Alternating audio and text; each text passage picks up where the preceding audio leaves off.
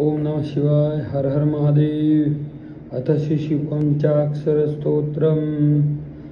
नागेन्द्रहाराय त्रिलोचनाय भस्माङ्गरागाय महेश्वराय नित्याय शुद्धाय दिगंबराय तस्मै नकाराय नमः शिवाय।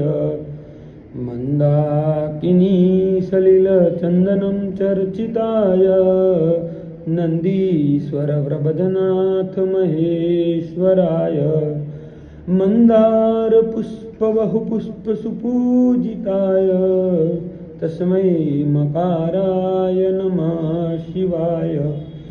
शिवाय गौरी वैजनाथवृन्द सूर्याय दक्षाय ध्वरनाशिकाय श्रीनीलकण्ठाय वृषध्वजाय तस्मै शिकाराय नमः शिवाय।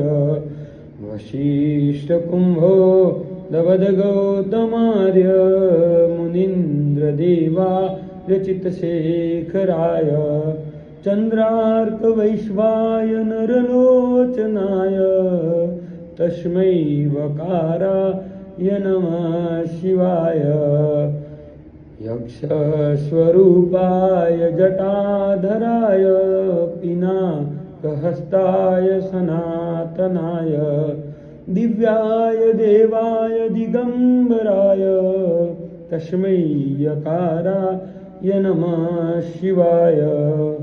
तस्मै नकाराय नमः शिवाय। तस्मै मकाराय नमः शिवाय।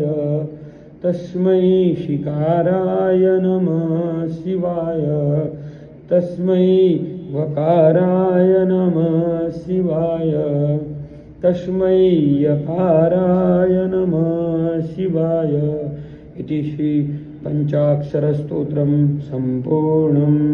शिवं शिवं शिवं हे महादेव सर्वे जीवात्मा का कल्याण करो। पार्वतीपदे हर हर महादेव। हर श्री हरिहर महादेव की जय। ओम नमः शिवाय।